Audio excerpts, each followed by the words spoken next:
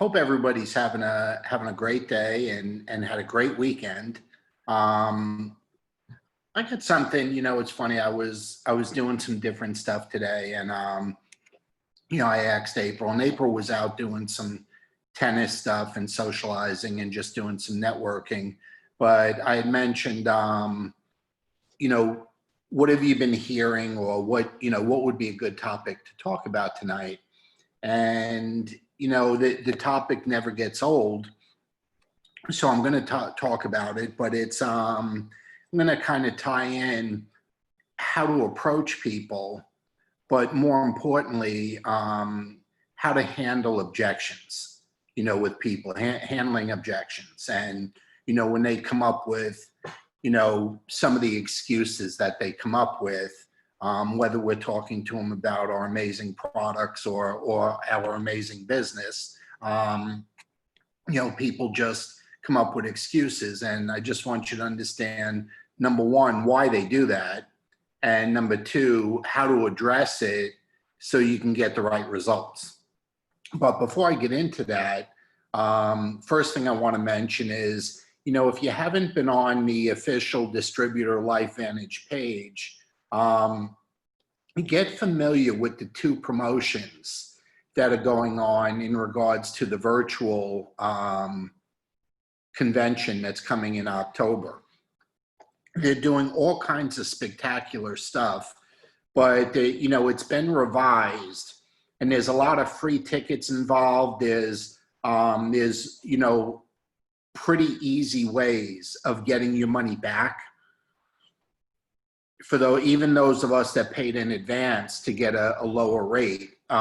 Get free tickets for other people to watch this. There's just a lot of incentives on it, and I'd like you to look it over, read the details, get familiar with it, because when when August is over and we're down to September and I guess about 3 weeks of October, we're going to be about 7 weeks out. We're going to be talking about that promotion a lot and how to utilize it, and how to take advantage of it. Okay, so get familiar with that. All the details are on the page. If you want to market it or advertise it, there's shareables that are in the folder, the monthly playbook folder. So you can go there. But let me talk to you a little bit about approaching people and handling objections. And you have to really, you got to have an understanding of people and why they behave the way they do and why they do what they do. And a lot of times it's not what you think, or if you haven't been in a marketing business or a sales business, or a business where you really interact with a lot of different people a lot of the time, you may not be familiar with it. You may just think, people are idiots. You may think they're just scared. You may think they're dumb. All kinds of things, come to mind. And that's just a lack of understanding. So let's start with approaching people. How do you approach someone? Well, that's two different things, okay? How do you approach someone with what? Okay, how do you approach them with product? Or how do you approach them with the business? Okay, now I know they go together, and I know a lot of our distributors in the business are customers first. But if you don't identify a need or a want in that person's life, and I can tell you one thing, when it comes to approach, you need to put your situation, aside, okay? It has to be 100% about the other person, okay? And it always needs to be that way, but you keep that in mind. Now, when you're approaching someone, you have to be offering a solution to an issue that they're dealing with. It could be a sickness, an illness, a way they feel, a fatigue, a lack of energy, a lack of sex drive, being overweight. It could be a lot of things, but approach is just one basic rule, okay? You approach people offering a solution to something that they're dealing with, okay? That's all it is to it. Now, I'm talking mainly with warm market, okay, that you know people, they know you, you've spoken to them, you kind of know a little bit about them. So it's real easy to offer them a solution because you know everything that's going on in their lives, okay? Now, if it's cold market, it's a little bit different, and then you got to kind of come up with a style that works for you. And what do I mean by a style? Well, I've always been real comfortable. I'm a storyteller. It comes natural to me. I don't have to think about it. I don't need notes before I go live. I don't need notes before I go on stage. It just kind of comes to me naturally, and I understand that, and I also understand that's not normal for most people. Okay, but when you're approaching someone, okay, you're approaching warm market by offering a solution to something you know they're dealing with. It could be a financial thing, a job thing, a work thing. It could be a health thing, and you know, a fitness thing. You're offering a solution. Okay. Now, I'm going to talk about approach for a few minutes, and then address objections. Now, with cold market, where you don't know them, and let's say, you know, where a lot of your friends on Facebook or Instagram or LinkedIn, where you accepted connections, you might vaguely, and I mean very vaguely, know something about them. Maybe you read their profile, maybe you scrolled down the wall and you looked for, you know, some things that they posted, and sometimes you can get a feel, you know, for where someone's coming from, so that you have a way to approach them. And I would highly recommend that if you're going to approach someone with LifeVantage, with the business or with the products, and it's not a relative, it's not a friend, it's not someone from church, it's not someone from high school, it's, you know, if it's someone you're just kind of a friend with because you accepted it, or they accepted it because you had mutual friends, which is generally the rule, okay? That's normally what happens on Facebook. I know one thing: if somebody approaches me to be a friend and we got 90 or 100 mutual friends, I may take a quick glance, and I mean quick, okay, at the first 5 or 6 things they posted to make sure there's nothing blatant with politics, there's nothing with hatred, there's nothing really, you know, odd, okay? And then I just accept them, you know, I just accept them. Why? Because they're friends with 90 other people that I know. So I just accept them, okay? So in that case, I don't really know them. You know, I accepted them because we had mutual acquaintances. So if I'm going to approach that person, which I am, okay, the only reason I accepted is it's a new prospect, okay? But if I'm going to approach them, I'm going to scroll the wall and I'm going to look at their profile and see, you know, what they watch on TV, what books they may have read, where they went to school, where they're from, what they posted. You know, are they religious? Do they like dogs? I'm just going to try and get a feel for the person and then approach them, okay? And even myself, when I'm approaching someone, I like to work in the third party. I love to tell stories about others. I'd rather not talk about myself, okay? I'll talk about April, but I'd rather not. Now, if I have to, I have to, okay? But I love to brag on other people's successes when I'm prospecting someone.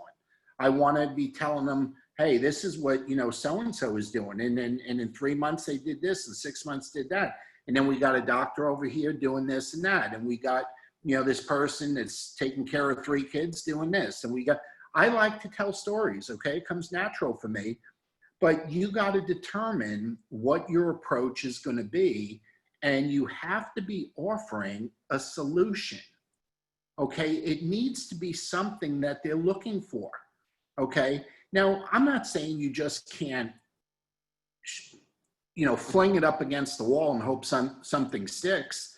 You know, sometimes, you know, I even do that once in a while, but I try to not do that in a spammy way, you know, where I'm spamming. I try not to do that with, I don't know, just a copy and paste message. I always want to put their name and my name and, you know, say something personal. You know, I know when I was sending out some messages today, you know, I was looking back and one of their kids had a birthday and another one just got a baby horse and someone had a dog. And I try and mention that in the message. I said, boy, I love dogs too. You know, I don't have any right now. I'm, you know, taking care of two 20-year-old turtles now, but I'll say something so they know that I've been on their wall and I've looked, okay? And while I'm on their wall looking, I'm liking and commenting also. If I'm going to approach them, I'm going to have marked up their wall a little bit, okay? So they know that I've been there. So keep that in mind when it comes to approaching. But let me talk a little bit about objections, okay? And I'm going to talk about it in general. I want to share my perspective on it, you know, of 28 years. And I'm going to be honest with you when it comes to objections. April's better with it than me, but I don't hear it. It doesn't register. I mean, April really doesn't hear it. I mean, she just like, it's in one ear out the other. It never stopped in between. Well, how do I say that? Or why do I say that? Well, see, there's nothing in our business not to like. So if they're not liking it or they're objecting to it, you either haven't explained it in a way that relates to them, okay? And that happens a lot, okay? Or it's their fear that is leading them to say no. Their own self-confidence, doubt, and their own personal fears, okay? So let's address this. What objections do we hear? Well, you know, the common ones. Oh, you know, I don't have any time, I'm busy, okay? Or, you know, that sounds interesting, but I don't have any money, okay? Look, those are the two biggest excuses there's ever been, okay? That just means that you haven't identified a hotspot with them, or that means that you haven't provided the confidence that they lack. Okay, that's all that means. See, no doesn't mean no. No means not today. And not today means because I'm not sure.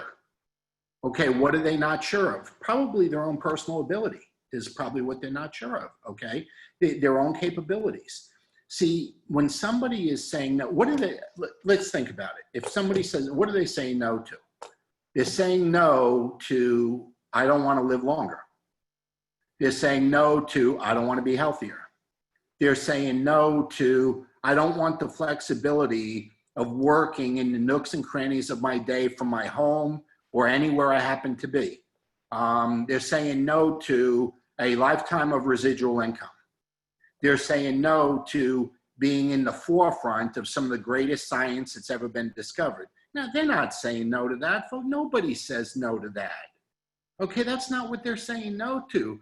They're saying no to, I don't believe I can do it. I don't believe you.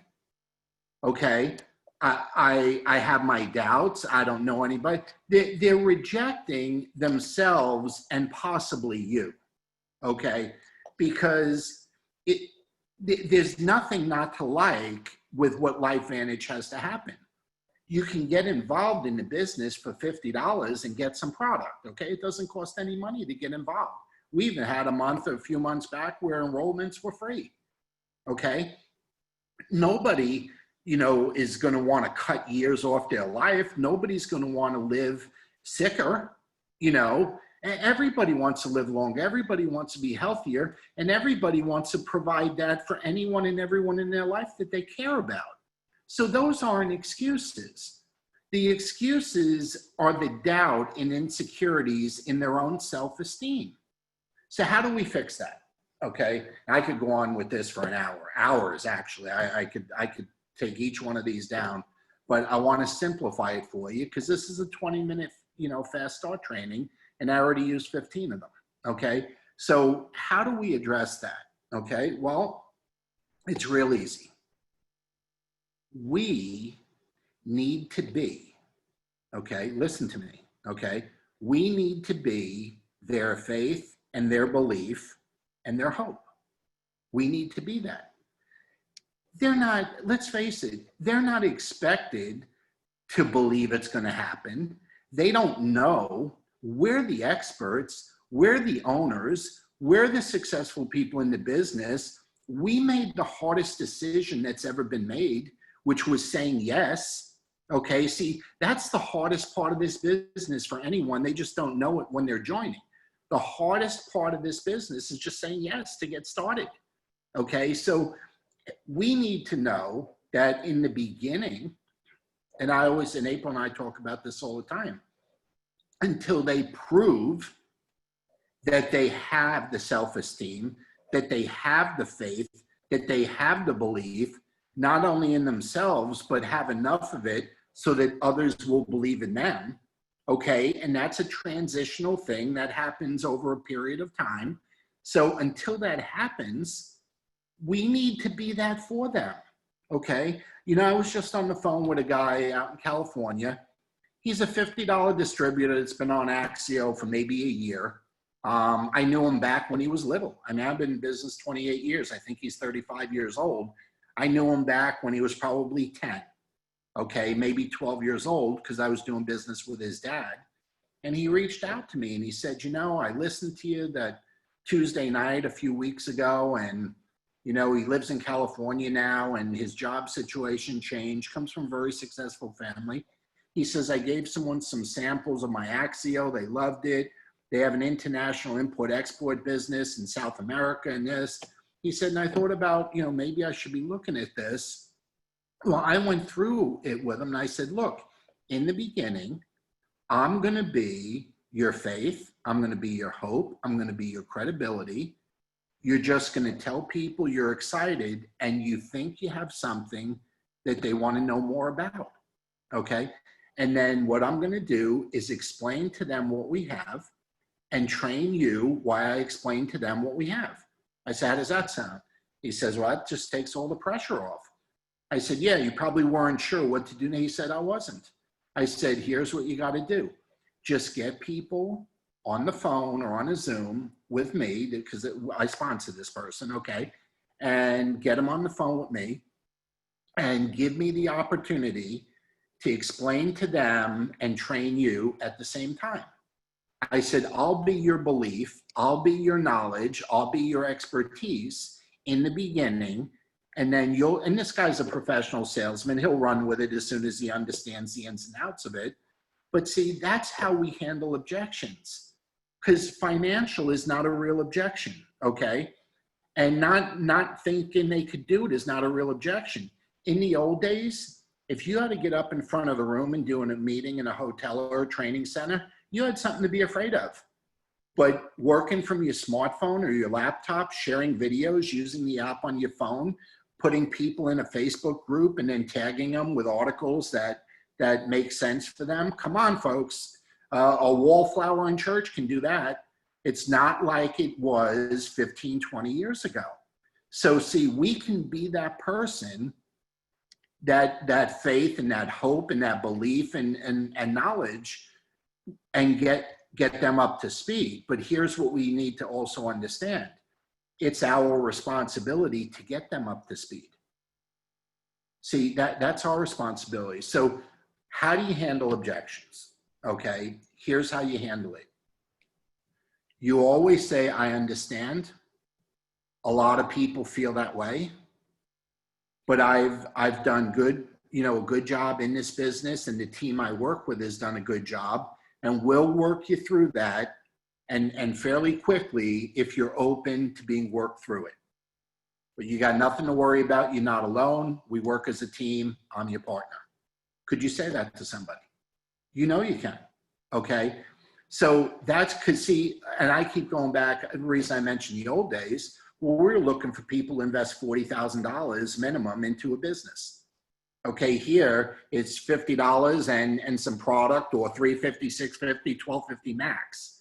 Okay, see, there is no excuse financially here, because somebody could buy some product and pay $50 for a distributor kit if that's all they could do. Anybody could do that.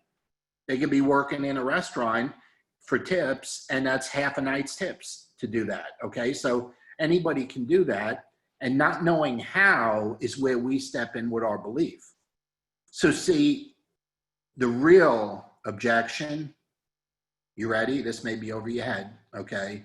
The real objection is in your head, not theirs. Think about that one. You're the reason, not them. See, they're not expected. They shouldn't be expected to think they can do it from day one.